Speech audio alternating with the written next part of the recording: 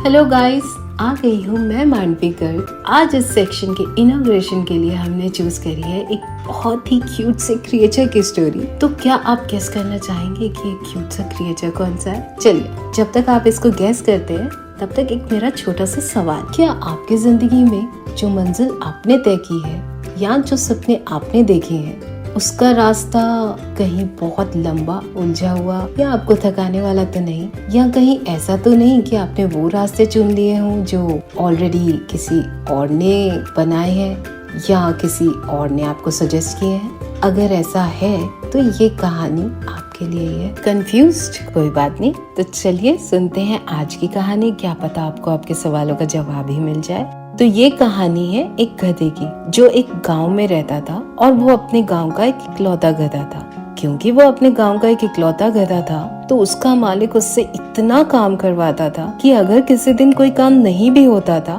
तो वो बाकी गांव वालों को उस गधे को देकर कहता था कि आज आप इससे काम करवा लो। इसी बात के कारण वो गधा इतना परेशान था कि उसको समझ नहीं आता था कि कभी उसकी जिंदगी में कोई बदलाव आएगा कि नहीं आएगा। अब यही सोच सोच कर कभी कभी उसका मन करता था कि वो वहाँ से सब छोड़ छाड़ के भाग जाए, लेकिन वो गांव घोर जंगल के बीचों बीच बसा था, जिसके कारण वहाँ के गांव वाले भी उस जंगल से शहर तक का रास्ता खोज नहीं पाए थे।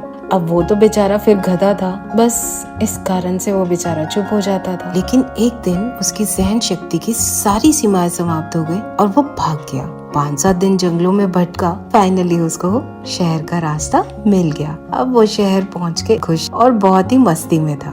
इधर गांव में ये बात आग की तरह फैल गई कि गधा तो गांव छोड़ के भाग गया। ये बात गांव के कुत्तों ने सुनी। कुत्तों ने भी सोचा कि भाई जब गधा ऐश मार रहा है तो क्यों ना हम भी चले वहाँ पे कुछ शहर में जाके देखते हैं, कुछ जगह वगह बदलते हैं। अब उन्होंने अपनी सूंघने की शक्ति का प्रयोग किया, गधे की वही स्मेल को फॉलो करते हुए जंगल का वही रास्ता अपनाया और वो भी शहर पहुँच गए। उनके पीछे पीछे गांव के कुछ और जानवर भी चले गए। ऐसा करते हुए गांव में एक पतली सी पगडंडी बन गई, जिसको गांव वालों ने भी यूज करना स्टार्ट कर दिया। शहर से गांव, गांव से शहर आने जाने के लिए मुखिया ने सोचा कि क्यों ना नगर पालिका को रिक्वेस्ट की जाए पक्का रास्ता बनाने के लिए, ताकि गांव का भी कुछ उत्थान हो सके। नगर पालिका ने गांव के मुखिया की ये रिक्वेस्ट मान ली और वहाँ पर इंजीनियर्स को भेज दिया। इंजीनियर अपना सारा काम कर ही रहे थे। गांव का एक आदमी बहुत उनको गौर से देख रहा था। उसने एक इंजीनियर को बुलाया और बोला, सर आप इतनी मेहनत क्यों कर रहे हैं? आपको रास्ता ही ढूंढना है ना, तो ये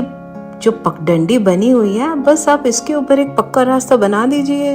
बना बनाया रास्ता है, इतना क्यों परेशान हो रहे हैं? इंजीनियर ने बहुत हैरानी से उस आदमी को देखा और पूछा कि आप ये बताइए कि ये जो पगडंडी वाला रास्ता है ये सबसे पहले किसने खोजा था?